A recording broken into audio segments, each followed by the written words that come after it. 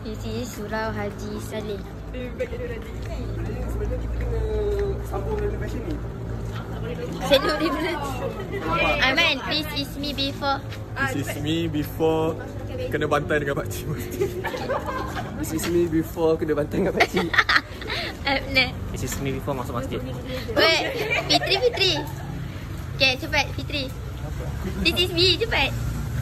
This is me before khidmat masyarakat.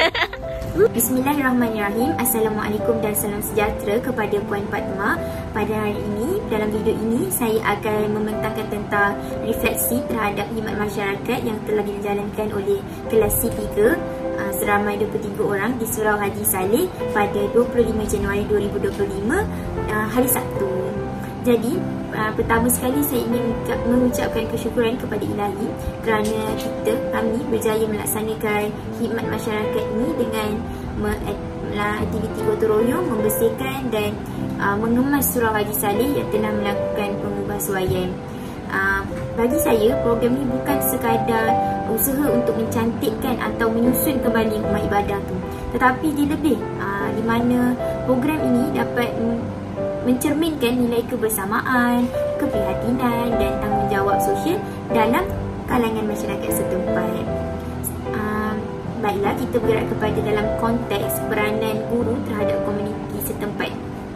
Aktiviti ini membuktikan bahawa guru bukan berperanan mendidik di bilik darjah sahaja, tetapi bagi saya guru juga menjadi pendorong kepada pembangunan masyarakat. Kenapa saya cakap macam tu?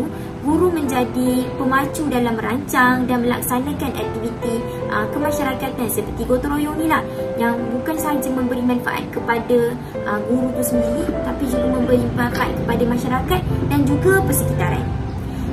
Aktiviti ini memberi kesedaran tentang pentingnya kita menjaga kebersihan dan kelestarian sesuatu tempat. Dengan inisiatif macam inilah taraf hidup dan keselesaan masyarakat dapat ditingkatkan, sekaligus melahirkan masyarakat yang lebih bertanggungjawab dan prihatin. Seterusnya, aktiviti ini juga menyalahkan peranan guru sebagai pemangkin perpaduan. Kenapa? Gotong royong ni bukan sahaja melibatkan satu kaum, satu umur je, tidak. Gotong royong ni telah menghimpunkan individu dari pelbagai latar belakang, pelbagai jantina, lelaki, perempuan, tanpa mengira usia, tua, muda dan status sosial, juga kaum. Kita dapat berganding bahu, bekerjasama dalam suasana yang harmoni demi mencapai matlamat yang sama, iaitu membersihkan surau tersebut. Dan ini jelas membuktikan bahawa dengan semangat muafakat dan sikap hormat menghormati ni, kita dapat membina sebuah komuniti yang kukuh dan bersatu padu. Misalnya rakan saya Edna yang daripada bukan beragama Islam, dia turut membersihkan surau dengan penuh keikhlasan, meskipun surau itu bukanlah tempat ibadahnya. Seterusnya, kami juga bekerjasama dengan pakcik-makcik yang di situ untuk membersihkan surau. Kami akan mendengar penerangan daripada pakcik di situ bagi peralatan-peralatan yang boleh didapatkan untuk membersihkan surau dan tempat-tempat yang perlu dibersihkan.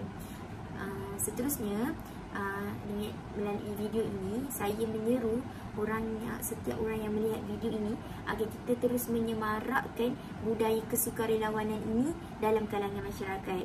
Kenapa?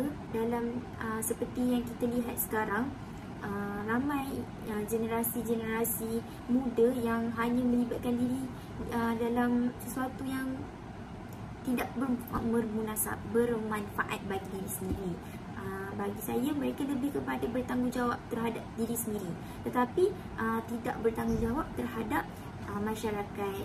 Dan lebih dengan adanya aktiviti macam ni, kita dapat menanamkan semangat keprihatinan, semangat kekitaan, nilai keprihatinan dalam generasi muda agar mereka terus terlibat dalam program kemasyarakatan. Jadi aktiviti macam ni dapat menjadi batu loncatan kepada pembentukan masyarakat yang prihatin serta penuh nilai kemanusiaan. Akhir kata daripada saya, terima kasih kepada semua pihak yang telah bertungkus lumus menjayakan program khidmat masyarakat bersama C3 di Surau Haji Saleh. Sekian sahaja daripada saya. Terima kasih. Assalamualaikum warahmatullahi wabarakatuh.